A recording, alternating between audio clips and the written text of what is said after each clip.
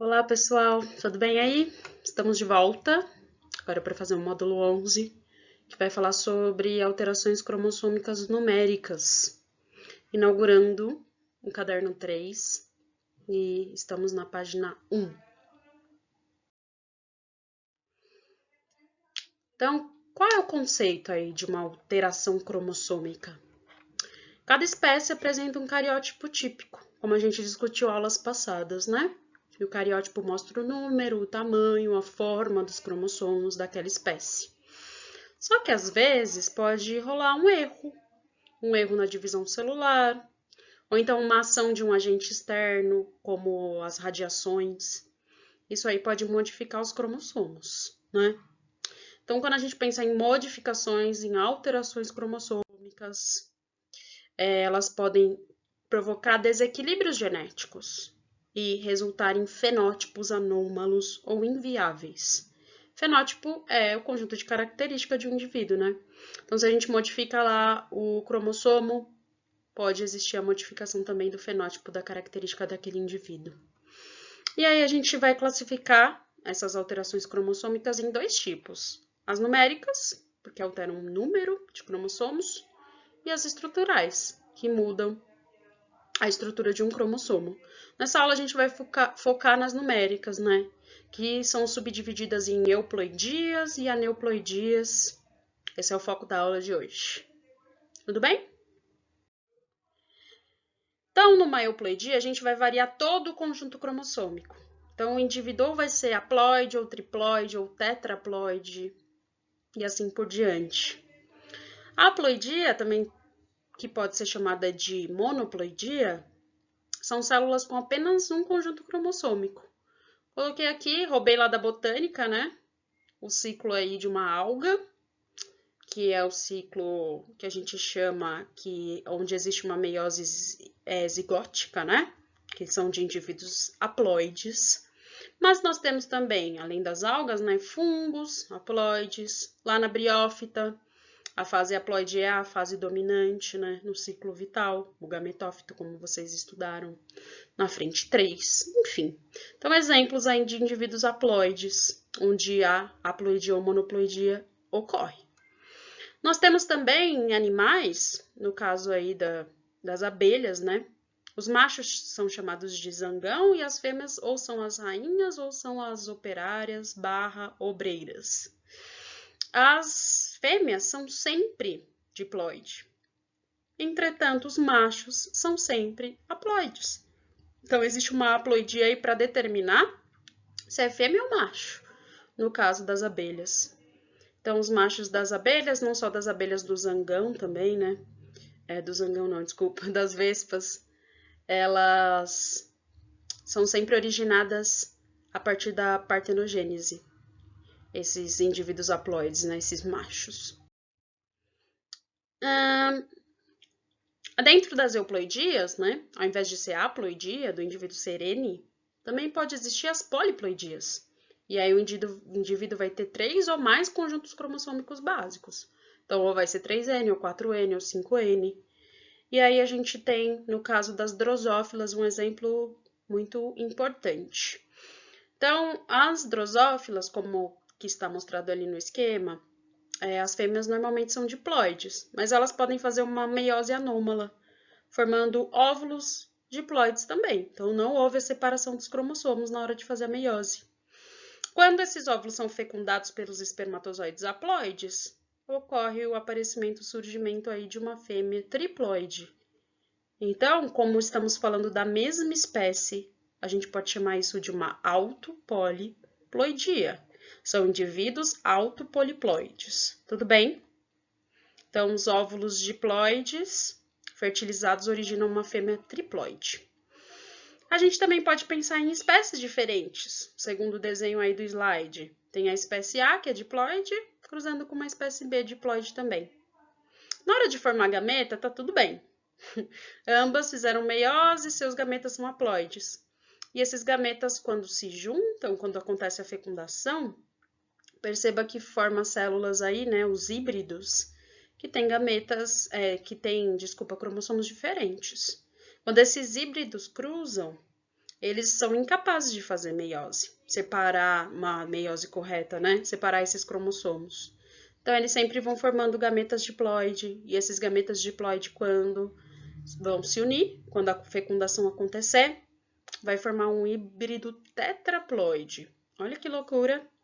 Então, duplicação dos genomas de um híbrido diploide resultante de cruzamento interespecífico. Então, são espécies diferentes que estão se cruzando normalmente. Por isso que a gente pode chamar isso de alopoliploidia e falar que esses indivíduos de espécies diferentes são alopoliploides. São de espécies diferentes. Tudo bem? Tem aí casos clássicos, né, de alopoliploides. Uma égua pertence a uma espécie, um jumento, jegue ou asno a outra espécie. Eles são capazes de se reproduzir? Sim. Só que os híbridos formados dessa reprodução são mula e burro, né? Mula para fêmea e burro para o macho. Eles são inférteis. Não conseguem se reproduzir. Estou mostrando aqui também para vocês outros exemplos, né? Ó, olha esse felino. Felinos gigantes. Esse veio do cruzamento entre o leão e tigre, e o zebralo, que vem de zebra e cavalo. Então, espécies que são capazes aí de... É o homem que promove isso, né, minha gente? Isso não acontece naturalmente. Mas, porque na natureza eles nem coexistem, né? No mesmo local, normalmente. Mas é possível, sim, produzir aí esses seres híbridos. E nas euploidias, a gente pode dizer, afirmar, né? Na espécie humana, as euploidias, como era de se esperar, raramente acontece. E nos casos relatados, principalmente de poliploidia, são abortos espontâneos ou então são os natimortos. Não é compatível com a vida, então, né? O indivíduo ter um conjunto cromossômico só ou 3 conjuntos cromossômicos. Nós somos seres diploides. O que é compatível com os humanos? As aneuploidias, que é o segundo grupo que a gente precisa estudar na aula de hoje. Então, a variação numérica acontece, só que não é do grupo inteiro de cromossomos, né? A gente vai variar somente parte do grupo. Então, o indivíduo pode receber um cromossomo a mais, 2 a mais, 1 a menos, 2 a menos, e não um grupo inteiro a mais ou um grupo inteiro a menos, né? Menos radical, digamos assim. E de onde vem isso aí, Vem de uma origem desigual, de uma desigual distribuição de cromossomos na meiose. Tem que dar ruim na meiose. E tal fenômeno é conhecido como não disjunção. Então, percebam aí, duas meioses representadas, né, em A e em B. Em A, o erro foi na primeira divisão. Deveria ter separado aí cromossomos homólogos, mas não rolou. Então, é a não separação de um par de homólogos durante a anáfase 1. Só essa possibilidade? Não, às vezes a meiose 1 acontece de forma correta, mas na meiose 2 é que a gente não tem a separação das cromátides irmãs. Então, pode ser erro na anáfase 1 ou erro na anáfase 2. A questão é em que em algum momento não houve a separação adequada, né? Então, a gente pode citar aí as aneuploidias mais importantes, mais cobradas no vestibular, que são Turner, Down, Klinefelter, Edwards e Patal. Síndromes aí muito bem descritas. Vamos começar por Turner. Somente mulheres apresentam essa síndrome e ela é uma monossomia do cromossomo X. Observem lá na representação do cariótipo dessa mulher com Turner que a monossomia significa que ela tem um cromossomo X a menos, né? Normalmente a mulher tem 2X, essa mulher aí recebeu somente um X dos seus pais. Como eu represento isso, 45, porque tem um cromossomo a menos, né? Normalmente são 46, e eu represento que ela só tem um cromossomo sexual. Somente um X eu escrevo, né? Isso em mulheres. E quais os sintomas que essa mulher vai ter? Normalmente, baixa estatura, amenorreia, não menstrua, infantilismo genital, subdesenvolvimento dos caracteres sexuais secundários, enfim. Coloquei aí uma imagem para representar uma mulher com Turner. Tudo bem?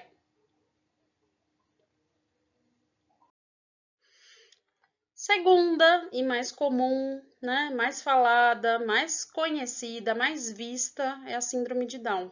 E ela está descrita faz tempo, ó. Down descreveu em 1866. É uma síndrome de cromossomopatia mais comum, com uma frequência de 1 a cada 2.000 nascimentos. E, minha gente, a gente pode chamar esse caso agora de trissomia do cromossomo 21. E como é que a gente pode representar isso, Pro? Olha lá no cariótipo, né? Um cromossomo 21 a mais. Tem mulher e tem homem com essa síndrome. Então, a gente representa 47, um cromossomo a mais, normalmente é 46. XX, porque é uma mulher, os cromossomos sexuais dela, normal, né? Agora, a gente coloca mais 21 para representar, que é o cromossomo 21, que tá a mais. E o homem, ó, ele é 47, tem um cromossomo a mais, ele é XY, é um homem, e ele tem um 21 a mais, então eu represento lá no cariótipo dele. Quais os sintomas? QI baixo sempre? Não. Mas é uma característica aí muito bem descrita na literatura, né? E presença de pregas, uma palpebral e uma contínua na palma das mãos. Olha aí. Então, essa prega na pálpebra e na palma da mão. Muito bem. Síndrome de Klinefelter. Qual é essa, Pro? Só homens agora podem ter Klinefelter. E é uma trissomia. Então, o indivíduo vai receber um cromossomo a mais. Mas é uma trissomia dos cromossomos sexuais. Então, o cromossomo X está a mais no cariótipo desse homem. Então, perceba aí que as suas células têm um cromossomo X a mais. Porque ele é homem, porque ele tem cromossomo Y, tá? Basta ter um Y para ser do sexo masculino. Então, o cromossomo a mais, 47, e a gente já representa qual, né? Já coloca lá XXY, mostrando o X a mais. Quais são os sintomas? Testículos pequenos e atrofiados, caracteres sexuais masculinos pouco desenvolvidos. Então, esses testículos não produzindo testosterona adequadamente, né? Não vai desenvolver os caracteres secundários. O corpo eunucoide, retardamento mental. Pode acontecer tudo isso, não significa que sempre vai acontecer tudo isso. Então, está aí para representar, né? Klinefelter. E existe uma estimativa que 1 a cada 576 homens apresentam aí essa alteração numérica nos seus cromossomos, né? Interessante. Agora, síndromes de Edwards e Patal são mais severas. Começando por Edwards, é uma trissomia. Então, o indivíduo vai ter um cromossomo 18 a mais, né? Podem ser mulheres, XX mais 18, ou homens, XY mais 18. E aí, sintomas são vários, né? Ó, múltiplas malformações, retardo mental, orelhas mal formadas com implantação baixa, mãos fechadas, pés tortos e defeitos cardíacos. Isso leva aí a cerca de 90% dos afetados morrerem nos primeiros 6 meses. Grave, né? E Patal, também é uma trissomia, só que agora do cromossomo 13. Mulheres, 47XX13, homens, 47XY13. E os sintomas são deficiência mental, surdez, palato fendido, polidactilia, dedos a mais, né? Anomalias cardíacas, enfim. A morte pode ocorrer dentro de horas ou de dias. Tem uma tabela aí resumindo todas as informações da aula de hoje. Então, eu posso mudar o número de cromossomo com euploidia, quando muda o conjunto inteiro, ó, ou o cara fica haploide ou poliploide, ou quando muda parte desse conjunto de cromossomos, né? Que é a aneuploidia. Então, a monossomia é um cromossomo a menos. No lissomia, 2 cromossomos a menos. E na polissomia, trissomia é um cromossomo a mais. e a tetrassomia são 2 cromossomos a mais. Tudo bem? Lembrando que a monossomia e a trissomia são as mais importantes, porque as que a gente acabou de analisar na aula. Então, bora fazer os exercícios. 1. A tabela contém o número de cromossomos existentes no núcleo de células somáticas de 3 espécies diferentes. Então, o galo tem 78, felis 76 e o pan tem 48. Dessa forma, o óvulo, o zigoto e o espermatozoide, respectivamente. E aí, minha gente? Letra A. Da chimpanzé, do gato e do galo apresentam 24. 24 é metade do 48? É. O gato vai ter um zigoto aí com 76? Vai. E o espermatozoide? Metade de 78 é 39. Então, o espermatozoide do galo vai ter 39 cromossomos. Então, letra A, no exercício número 18. Fiquem atentos, né? Porque ele inverteu aí a espécie e pediu uma informação sobre cada espécie. Pediu o óvulo, o zigoto e o espermatozoide. Bom? Exercício 2. O cariótipo de um feto com síndrome de Patau apresentou células 47, então tem um cromossomo a mais, XY, é um homem, e tem um cromossomo 13 a mais, e outras 46XY. Eita! O mecanismo genético que levou à aneuploidia nesse caso é não disjunção mitótica. Como assim, pro? Olha só. Se o indivíduo, depois que cresceu, tem células com 46 e células com 47, o problema está na meiose, como eu expliquei na aula? Não. Então, o zigoto foi formado adequadamente. A questão foi depois disso. Quando o indivíduo foi crescer, várias mitoses aconteceram no corpo desse indivíduo. Às vezes, na mitose, a separação de cromátides irmãs não foi feita de forma adequada. Isso fez parte das células do indivíduo serem anômalas. Tudo bem? Então, toma cuidado. 3. Considere os indivíduos com os seguintes cariótipos. Então, indivíduo 1, 47XXY, indivíduo 2 é 45, só tem um X. O 3 é 46, tem 2X. E o indivíduo 4 tem 47, tem 3X. Gônadas femininas deverão ser desenvolvidas nos indivíduos. Quais indivíduos têm as gônadas femininas corretamente desenvolvidas? Somente o indivíduo 3, que tem o número tradicional aí, normal de cromossomos. Cromossomos X. Tudo bem? Então, essa mulher é a única que vai produzir adequadamente seus ovários. 4. Com cuidados precoces, pessoas com síndrome de Down podem vir a ter uma participação ativa na sociedade e exercer sua cidadania, mas nem sempre os cidadãos compreendem como a síndrome de Down ocorre. Assinale a alternativa que apresenta a correta proposição sobre a síndrome de Down. Letra A. A euploidia é euploidia?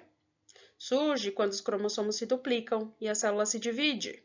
Não é euploidia, é aneuploidia. Cuidado, a euploidia tinha que mudar o conjunto inteiro cromossômico do cara. Nem é compatível com a vida na nossa espécie, né? B. Pode ocorrer durante um erro na formação de um gameta diploide. O gameta inteiro pode ser diploide? Cuidado, ele pode ter um cromossomo a mais, que é o cromossomo 21.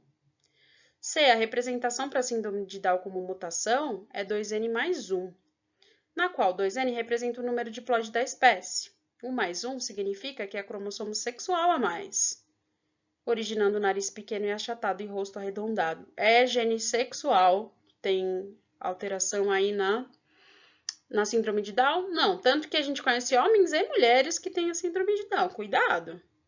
D. É uma aneuploidia, mais conhecida nos humanos, né? Ocasionada na maioria dos casos pela trissomia do cromossomo 21, o que leva a graus variados de dificuldade no aprendizado. Letra D, no exercício número 4. Então é isso, minha gente. Bons estudos. Estou aqui se precisarem. Até semana que vem. Tchau, tchau.